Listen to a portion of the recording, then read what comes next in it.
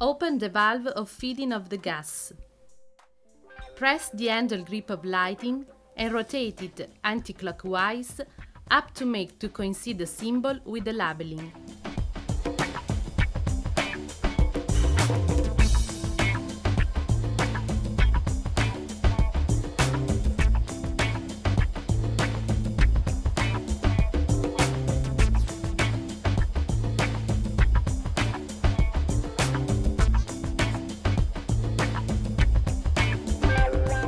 Position the skewers, inserting them in low in the buckles of support and up in the correspondence joints. The products respect all the directives for the cooking of foods.